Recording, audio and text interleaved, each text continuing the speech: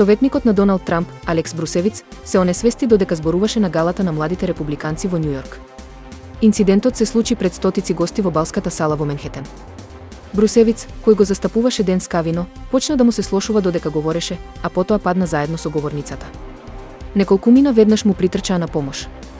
Рахим Касам, поранешен помошник на британскиот политичар Најџел Фараш, извести дека Брусевиц е добро.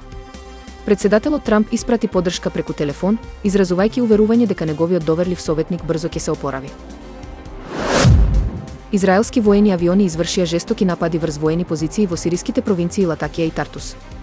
Нападите беа насочени кон единици за противвоздушна одбрана и складишта за ракети земја-земја, соопшти Сириската обсерваторија за човекови права.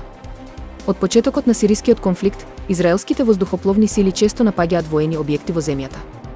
Синокешниот напад на Тартус, според обсерваторијата, е најтежок во областа од 2012 година.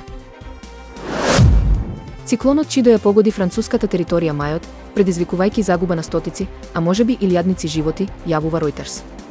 Ветрови со брзина над 200 км на час срушија цели населби, нанесувајќи најголеми штети на оние што живеат во импровизирани засолништа.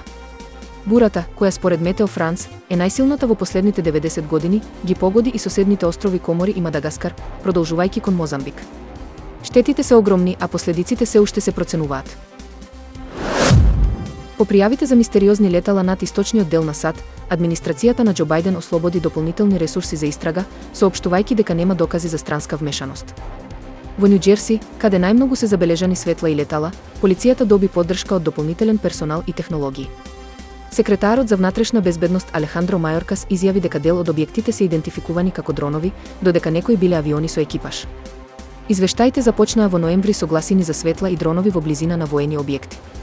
Очевидци објавуваа видеа на социјалните мрежи, поттикнувајќи теории за шпионажа, тајни вежби или вонземски живот.